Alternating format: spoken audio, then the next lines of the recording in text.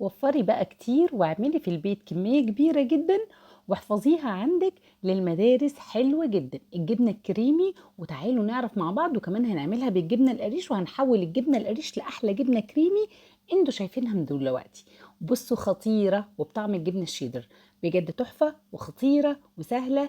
اتمنى لايك بس وشير لو عجبك الفيديو عشان الكل يستفاد. يلا بينا نبدأ. اول حاجة معايا نص كيلو من الجبنة القريش، ويا ريت جبنة قريش غير مملحة، ما تكونش مملحة تماما.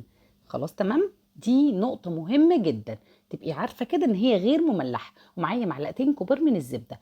اول حاجة نزلت هنا في الكبة او تنزلي في الخلاط او بالهاند بلندر، اشتغلي براحتك باي حاجة انت عايزاها. ضربت الجبنة القريش كويس كده، وبعد كده الجبنة الزبدة معايا بدرجة حرارة المطبخ.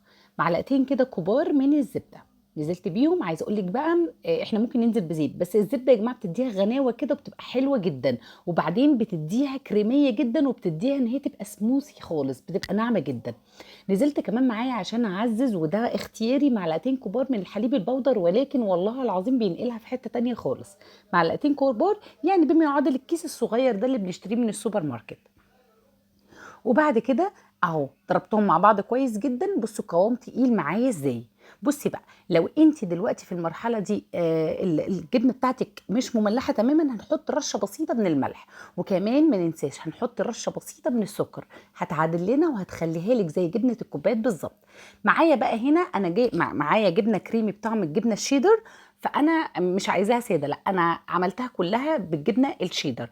فانا حطيت معلقتين كبار هرميتين من الجبنه الكريمي او جبنه المثلثات، وبعد كده نزلت بتلت كوبايه من الحليب، تلت كوبايه من اللبن، عادي خالص مش متسخن ولا دافي ولا اي حاجه، واخداه بدرجه حراره المطبخ.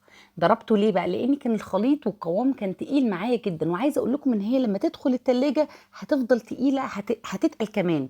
بصوا القوام، يعني انا لسه مخلصه ضربه فيها، شايفين؟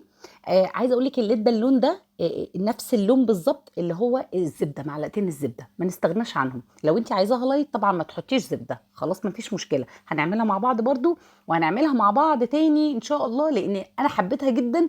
هعملها معاكم بطريقه اللبن بقى، ناخد الجبنه بتاعتنا من اللبن. اتمنى يكون الفيديو عجبكم وسهل وبسيط. وما تنسيش رشه السكر بتدي تعادل حلو جدا، جربيها مش هتلاقي حاجه مسكره خالص. اتمنى لايك وشير لو عجبك الفيديو. كنتم مع ابتسام الجبالي، والسلام عليكم.